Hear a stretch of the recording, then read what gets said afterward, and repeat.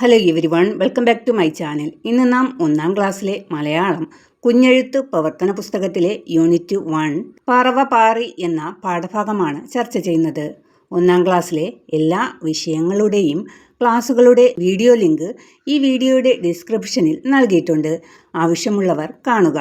Channel ആദ്യമായിട്ട് കാണുന്നവർ subscribe ചെയ്യുക.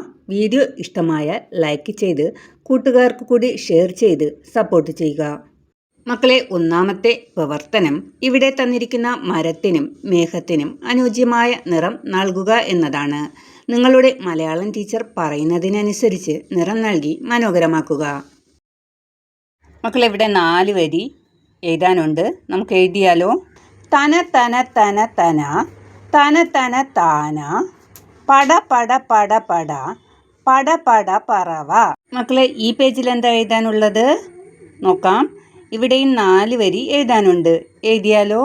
പട പട പാടി പട പട പാറി തന തന താന തന തന താന. മക്കളെ, ഈ പേജിലും 4 വരി എഴുതാനുണ്ട്. എഴുതിയാലോ? കലപില പാടി കലപില പറവ തന തന തന താന താനന താന. മക്കളെ, അടുത്ത പ്രവർത്തനം എന്താ? ഇവിടെ കുറച്ച് പക്ഷികൾ തന്നിട്ടുണ്ട്. ഈ പക്ഷികൾ മുകളിലോട്ട് പറക്കുന്നു, താഴോട്ട് പറക്കുന്നു, വലത്തോട്ട് പറക്കുന്നു, ഇടത്തോട്ട് പറക്കുന്നു. ഇവിടെ കണ്ടോ മക്കളെ? ഇവിടെ മുകളിൽ തന്നിട്ടുള്ളത് താഴോട്ട് പറക്കുന്ന പക്ഷികൾക്ക് മഞ്ഞ നിറവും, വലത്തോട്ട് പറക്കുന്ന പക്ഷികൾക്ക് ചുവപ്പ് നിറവും, മുകളിലോട്ട് പറക്കുന്ന പക്ഷികൾക്ക് നീല നിറവും, ഇടത്തോട്ട് പറക്കുന്ന പക്ഷികൾക്ക് പച്ച നിറവും നൽകണം. അപ്പോൾ മക്കൾ നിറം നൽകി മനോഹരമാക്കുമല്ലോ. മക്കളെ, ഇതോടുകൂടി പറവ പാറി എന്ന പാഠഭാഗത്തിലെ പ്രവർത്തനങ്ങൾ അവസാനിച്ചു.